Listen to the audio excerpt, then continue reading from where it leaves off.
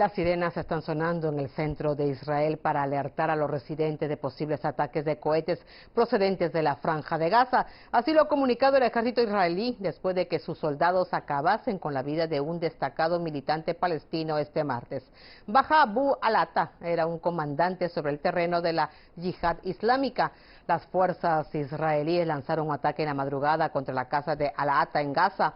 Al menos otra persona falleció en el ataque y otras dos resultaron heridas. El ejército israelí declaró que el primer ministro Benjamin Netanyahu había autorizado la operación.